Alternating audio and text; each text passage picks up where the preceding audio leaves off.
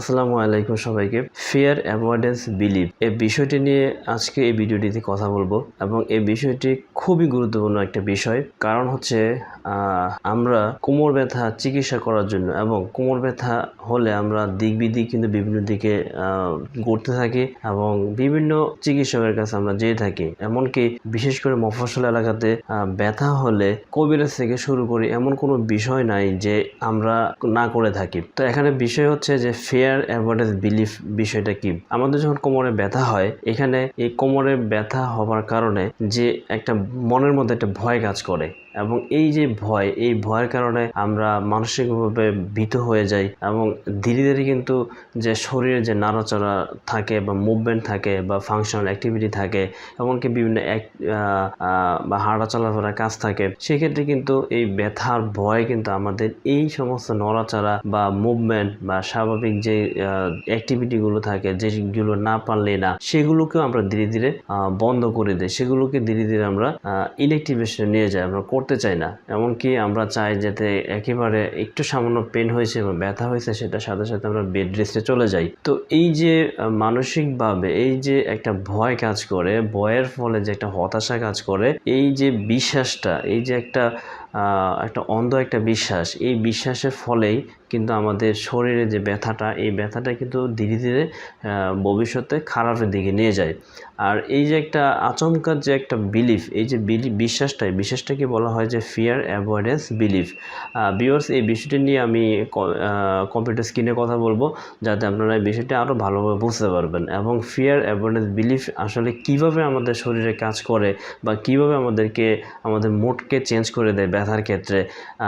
এবং সেই ক্ষেত্রে আমাদের এই ফিয়ার অ্যাভয়েডেন্স বিলিফ যখন কারোর মধ্যে কাজ করে বা কোনো রোগীর মধ্যে কাজ করে ফেলে, তখন সেক্ষেত্রে আপনি কি করবেন, এই বিষয়টি আমরা সেখান থেকে জেনে আসব।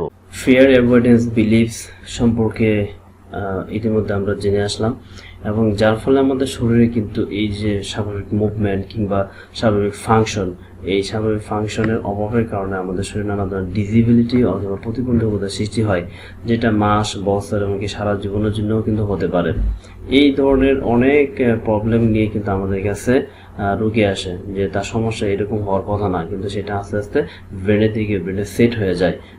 একটা স্বাভাবিক ফাংশন বা একটা স্বাভাবিক ফাংশন, একটা অস্বাভাবিক ফাংশন যেটা হোক, সেটা অনেক বেশি খারাপ, সেটা কিন্তু ধীরে ধীরে চিকিৎসা নেওয়ার ফলে একটা ভালোর দিকে যাওয়া শুরু করে এবং ধীরে ধীরে সেটা ভালো এবং সুস্থ হয়ে যায়। এমন অনেক সমস্যা কিন্তু আমরা সমাধান আমাদের হাতে বা আমার হাতে সমস্যার সমাধান হয়েছে। তো যা নিয়ে অনেক, বিশেষ করে বর্তমানে কিন্তু এটা নিয়ে কিন্তু অনেক রিসার্চও হয়েছে, গবেষণা হয়েছে। চিকিৎসা বিজ্ঞানে তাই এটার নাম দেওয়া হয়েছিল যে ফিয়ার অ্যাভয়েডেন্স বিলিফ, অর্থাৎ FAB।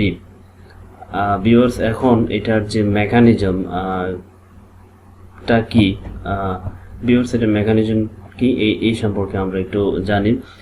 তাহলে ভিউয়ার্স আপনারা সহজে বুঝতে পারবেন যে ব্যথা যখন হয় তখন আমাদের মনের মধ্যে যে অজান্তে যে এই যে একটা বিশ্বাস, এই যে একটা কনসেপ্ট, একটা বাজে একটা কনসেপ্ট, এই কনসেপ্টটার ফলে আপনার বা একজন রোগীর কী ধরনের ক্ষতি হওয়ার সম্ভাবনা থাকে। আর যদি আপনি এই ধরনের বাজে বিশ্বাস বা বাজে চিন্তা ভাবনা না থাকে বা মনে সাহস থাকে, সেক্ষেত্রে আপনারা কি করতে পারেন? যখন আমরা কোনো ধরনের আঘাতজনিত ইনজুরি হোক বা স্বাভাবিক নর্মাল লাইফে কোনো ধরনের ইনজুরি হয় বা যে কারণে আমাদের শরীরে ব্যথা হোক না কেন, সেটা হোক জয়েন্টের মাংসপেশিতে অথবা কোমরে বা গাড়ে বা ছোট জয়েন্ট বা বড় জয়েন্টে, সেক্ষেত্রে যখন ইনজুরি ঘটে বা আমরা আমাদের শরীর যখন ব্যথা এক্সপিরিয়েন্স হয়, অর্থাৎ ব্যথা অনুভূত হয় শরীরের যে কোনো জায়গায়, তখন আমাদের ব্রেনের মধ্যে বা আমরা নিজেরাও একটা ভয় কাজ করে, অর্থাৎ একটা ফোবিয়া কাজ করে যে ব্যথার কারণে। এটা অনেকের মধ্যে পরিলক্ষিত দেখা যায়, যার ফলে কি হয়, এই ভয় থেকে আমাদের ব্যথা রিলেটেড একটা ভয় শরীরের মধ্যে কিন্তু জাগ্রত হয়, জেগে যায়, আমাদের ব্রেনে কিন্তু এটা জেগে যায়।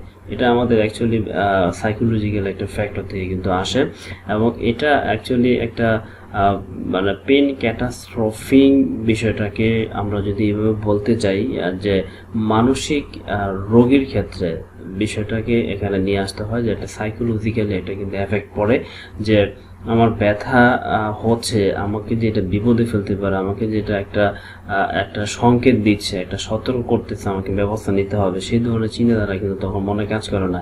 ব্যথার ক্ষেত্রে মানসিকভাবে আমরা কিন্তু অনেকটা ভেঙে পড়ি এবং ধীরে ধীরে কিন্তু এই যে বিশ্বাসটা আমি যে সুস্থ হব, সেই সুস্থ হবার যে একটা প্রবণতা, সেটা কিন্তু আমাদের ব্রেনে তখন কাজ করে না।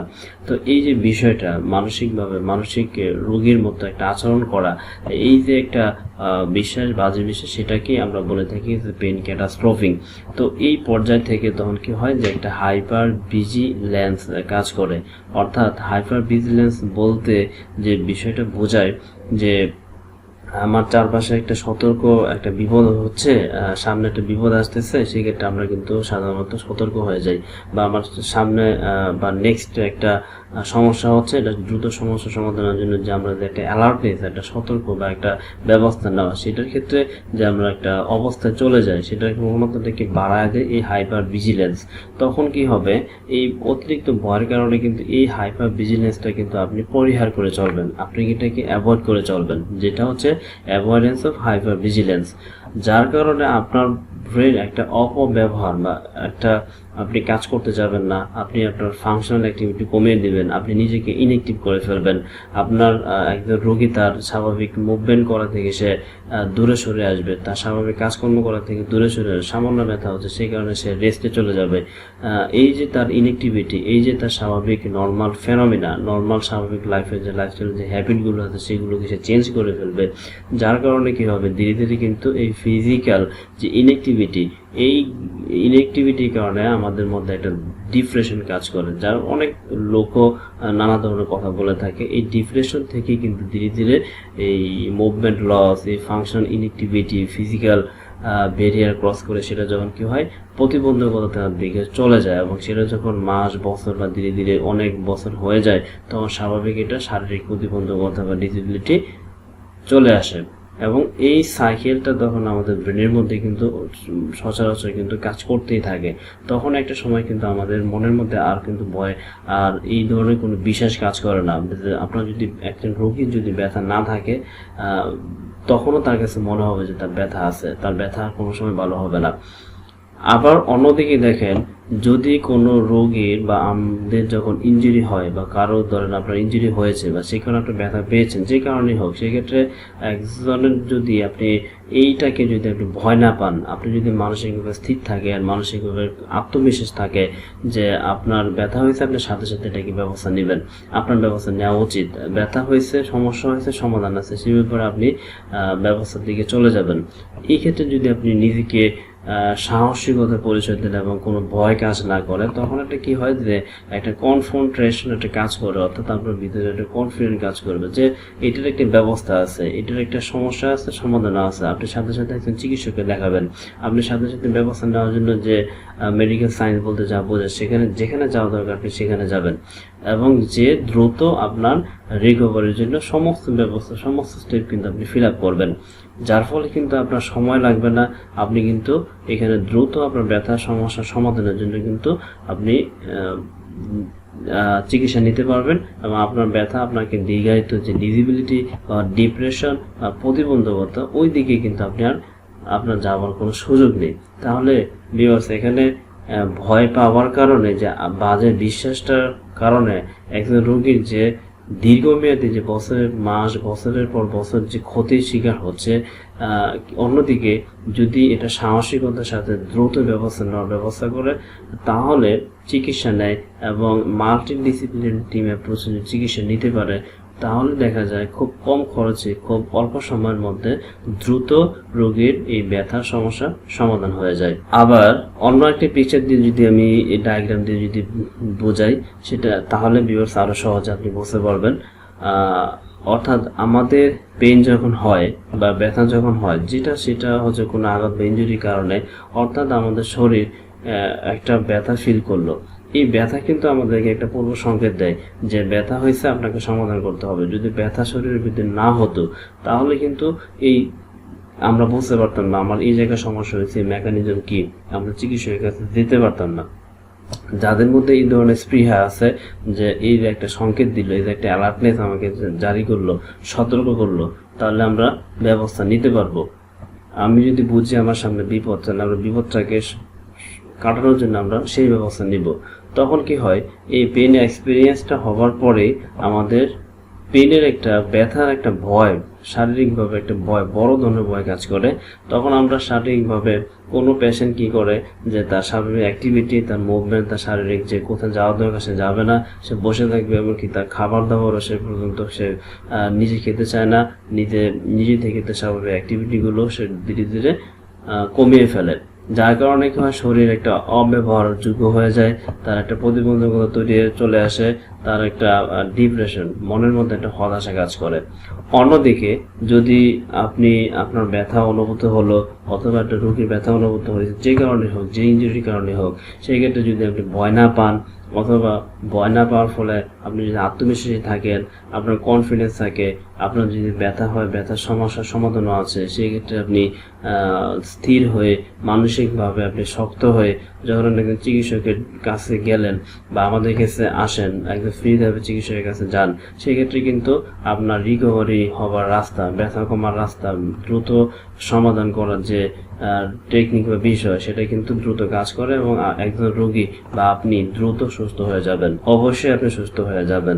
সেই ক্ষেত্রে কিন্তু এই যে একজন রোগী ভয় পাওয়ার কারণে যে ধরনের ডিসেবিলিটি, ডিপ্রেশন অথবা ডিজিজ হলো এবং ধীরে ধীরে প্রতিবন্ধকতার দিকে চলে গেল, সেটা হবার চান্স কিন্তু আপনার একজন ভয় না পাওয়ার রোগীর অনেকাংশে, অর্থাৎ শতভাগ কম থাকে।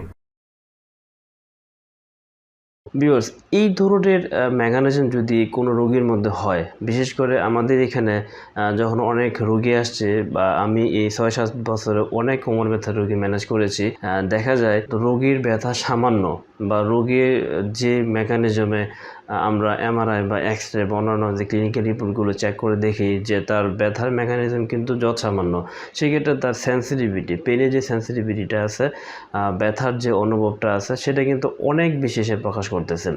অর্থাৎ তার যে ক্লিনিক্যাল রিপোর্ট, তার যে এক্স-রে বা তার যে এমআরআই, সেখান থেকে কিন্তু বোঝা যাচ্ছে না যে তার এই তো পরিমাণে সেন্সিটিভিটি বা এত পরিমাণে ব্যথা হবার কথা। তো ওই ক্ষেত্রে তার ভিতরে কিন্তু যে ভয়ের একটা কাজ করে, বা ব্যথার বিষয়ে অনেকে রোগীকে নানা বিষয়ে নানা ধরনের কথা বলে থাকে, যে ব্যথা হয়েছে মানে তার মানে জীবন শেষ, ব্যথা হয়েছে মানে তার পা পঙ্গু হয়ে যাবে, বা প্যারালাইসিস হয়ে যাওয়ার সম্ভাবনা থাকে, বা ভবিষ্যতে আরও বড় ধরনের বিপদের সম্মুখীন হবে, বা সারা জীবন এই ব্যথা না ভালো হতে পারে। এই ধরনের একটা বিপজ্জনক সংকেত কিন্তু রোগীরা বিভিন্ন জনের কাছ থেকে পেয়ে থাকে, যে কারণে রোগীরা কিন্তু আমাদের কাছে যখন আসে, আমরা বিভিন্ন ধরনের ফাংশনাল অ্যাক্টিভিটি বা মুভমেন্ট, এগুলো কিন্তু চেক করে থাকেন, এবং একজন ফিজিওথেরাপিস্টের কাছে কিন্তু রোগী গেলে সেক্ষেত্রে কিন্তু এই ধরনের ফাংশনাল অ্যাসেসমেন্ট কিন্তু করা হয়, যার ফলে দেখা যায় যে একটা স্বাভাবিক মুভমেন্ট আমরা করতে বলি, সেটা করার কথা কিন্তু সে করতে পারে না। তার ভিতরে ওই যে একটা ফিয়ার কাজ করে, একটা ভয় কাজ করে,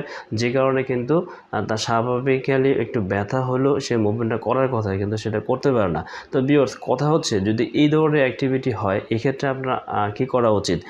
অবশ্যই ভিউয়ার্স, একটু মনোযোগ সহকারে শুনবেন, যাতে করে আপনাদের উপকার হয়। এই ধরনের সিমটম যদি কারোর মধ্যে বা বিশ্বাস যদি কাজ করে, তাহলে অবশ্যই তার শরীরের ফাংশন স্বাভাবিক লেভেলে নিয়ে আসার জন্য এবং ব্যথার লেভেলটা কমানোর জন্য মাল্টি ডিসিপ্লিনারি টিম অ্যাপ্রোচ চিকিৎসা ব্যবস্থায় গ্রহণ করতে হবে। অর্থাৎ সেক্ষেত্রে আপনাকে ব্যথা কমানোর জন্য, যেমন আমরা মেডিসিন বা ওষুধ নেওয়ার জন্য আমাদের যেখানে যাওয়া প্রয়োজন, একজন প্রফেসর বা চিকিৎসক বিশেষজ্ঞ থেকে শুরু করে যেখানে যাওয়া প্রয়োজন, medicine, neuro medicine, physical medicine, orthopaedics, আমরা বা রোগীরা তাই করে থাকবেন, ঠিক আছে।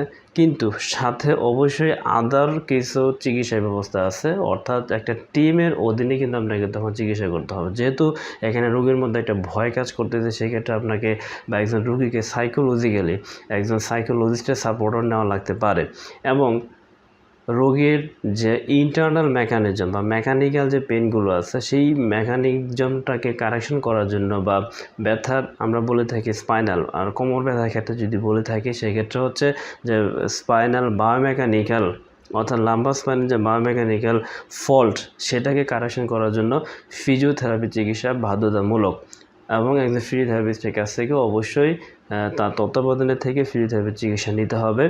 যদি সেই ক্ষেত্রে কখনও অকুপেশনাল থেরাপি দরকার হয়, সেই ক্ষেত্রে যদি প্রয়োজন তখন লাগতে পারে। আর অন্যথায় আপনি যখন সুস্থ হয়ে যাবেন তারপরে স্বাভাবিকভাবে সুস্থ জীবন যাপন করতে গেলে অবশ্যই ব্যথার ক্ষেত্রে সেই এক্সারসাইজগুলো কন্টিনিউ করতে হবে। এবং ধরেন হচ্ছে আপনি কী ধরনের এক্সারসাইজ করলে আপনার ব্যথা কমে যাবে সেই ধরনের অ্যাক্টিভিটি, সেই ধরনের কিন্তু পরামর্শগুলো, আপনার লাইফস্টাইল মডিফিকেশনগুলো কীভাবে করবেন সেটা কিন্তু একজন ফিজিওথেরাপিস্ট বলে দেন এবং সেভাবে আপনাকে শিখিয়েও দেন। যদি এই ধরনের সমস্যা থাকে তাহলে অবশ্যই ভিউয়ার্স দ্রুত আপনি আপনার চিকিৎসক, একজন ফিজিওথেরাপিস্ট তাদের সাথে আলোচনা করবেন এবং আপনার সমস্যার সমাধানে দ্রুত ব্যবস্থা নেবেন। আশা করি ভিউয়ার্স বিষয়টি বুঝতে পেরেছেন। ভিডিওটিকে লাইক এবং শেয়ার করে অন্যকে জানার সুযোগ করে দেবেন। যদি ব্যথা বিষয়ে কোনো প্রশ্ন থাকে তাহলে অবশ্যই কমেন্টে জানাবেন। আমি চেষ্টা করব আপনার প্রশ্নের সঠিক উত্তর দিতে এবং আপনার ব্যথা বিষয়ক সমস্যার সমাধানে নিজের চেষ্টা অব্যাহত রাখতে। অবশ্যই ভিউয়ার্স দেখা হবে নতুন কোনো এপিসোডে। ধন্যবাদ।